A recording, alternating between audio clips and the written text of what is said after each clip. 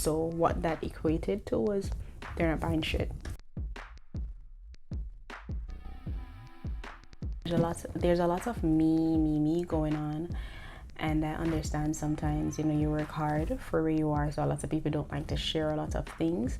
However, I started based on a lot of, you know, well, I did go to school for some of it, but a lot of other things that I learned from other YouTubers and people around me. So I want to do this to help others. All right, so guys, if I look down a few times, I wrote it down here, so that's why I'm looking down.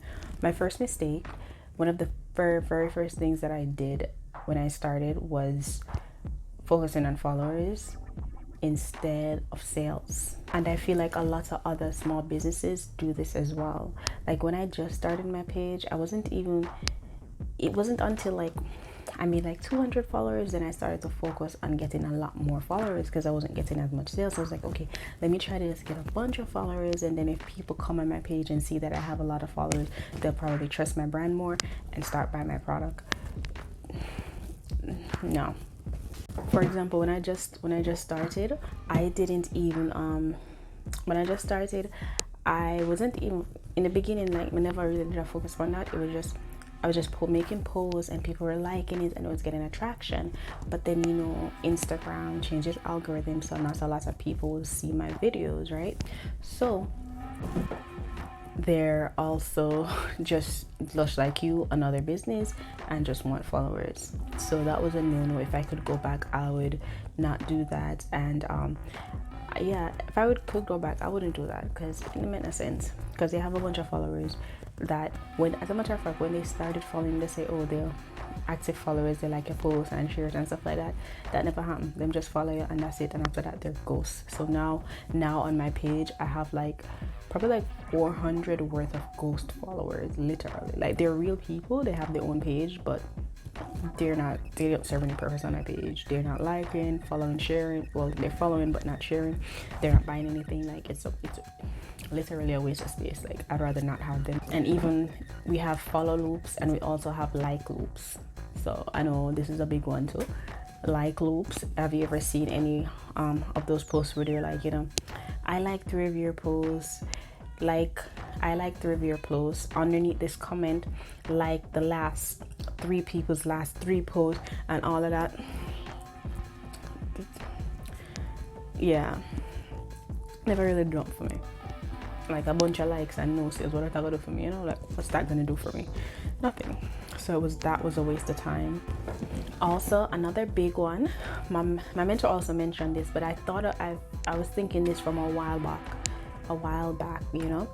Another big one is, we as skincare businesses or any other business, we are following a lot of people in the same exact industry. So we are following someone who is also selling to people. So what happens is, which is good, you know, you can follow people back, which is fine. But here's the catch. What I noticed is that I started following a lot of other businesses, right? Then after I follow all these businesses, do you know what comes up in my feed? A lot of other businesses. And when I run my ads, do you know what happens? They send ads to a lot of other businesses. Because if I'm going to run an Instagram ad and I'm going to say, mirror my audience, what kind of people are in my audience? A bunch of other businesses. So therefore Instagram are going to share my posts with a lot of other businesses. And that's what I've learned. You know, that's what I learned in the beginning. My hack to this, how I you know, change this and not to seem like I'm mean or I'm not following anybody or anything like that.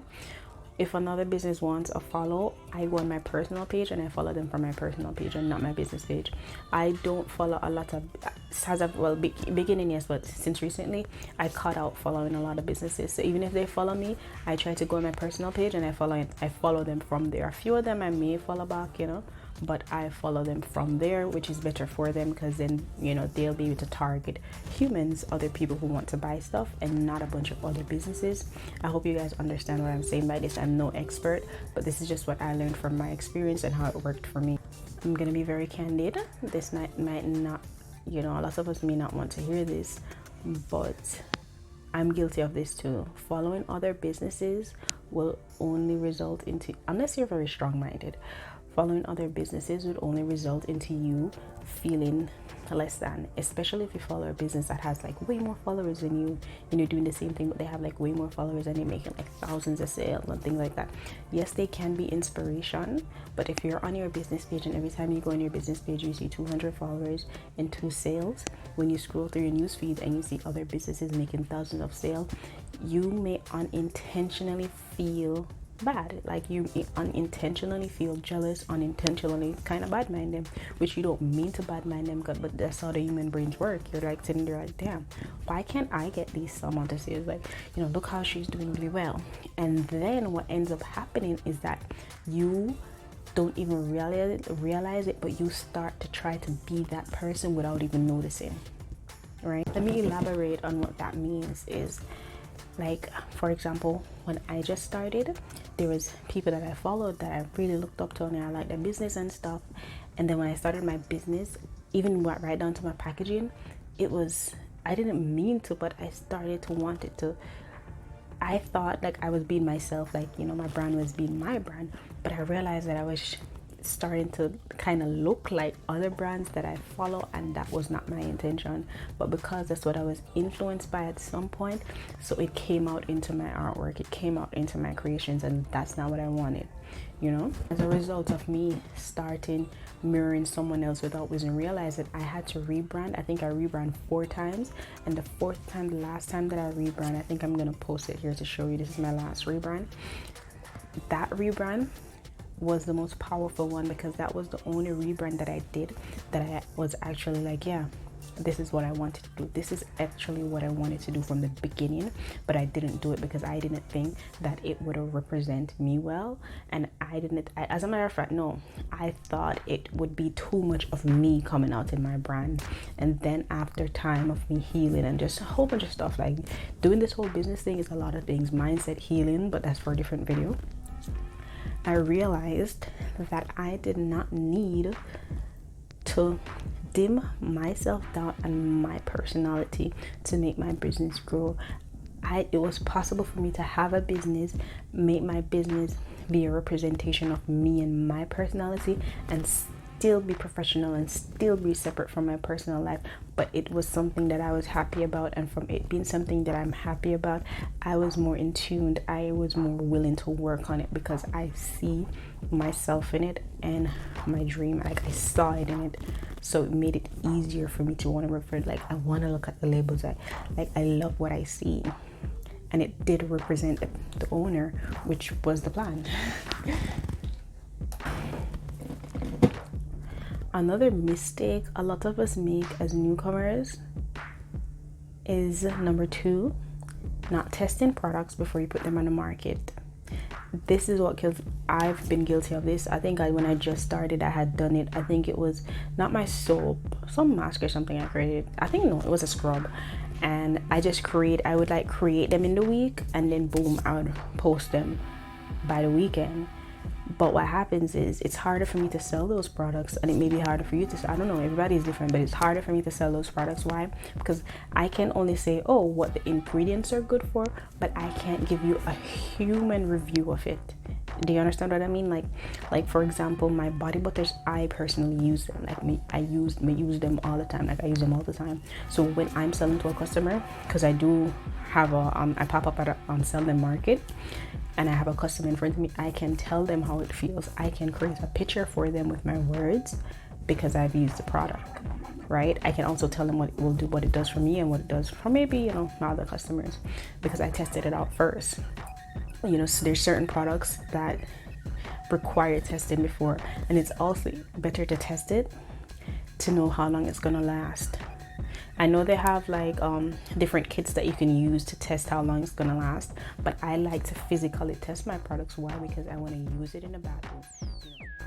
When we're starting the line, not even just skincare, well, yeah, mostly homemade skincare business, we're gonna start the line, and sometimes we don't even decide on what we really want to sell. Let me explain. You come in, like I just started with, you know, the body butters, right?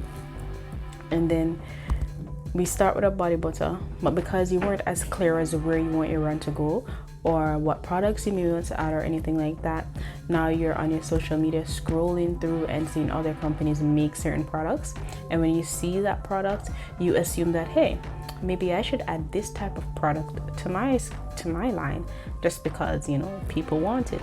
Then you go ahead and not only that, you add the product to your line and you want to make it exactly like the next company, that is impossible. You cannot make someone else's product just by looking at it and looking at the ingredients, because you might make it, you don't know how much percentage they put in it, you don't know what they put in it, you don't know how they mix it out, you don't know their process.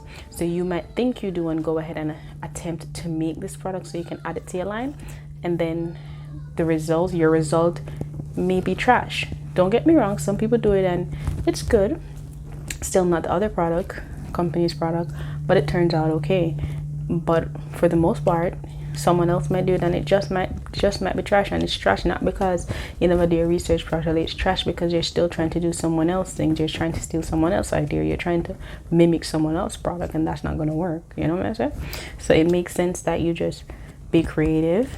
I thought the best thing we can do, be creative. And this goes back to testing your product. Test your thing out, you feel me?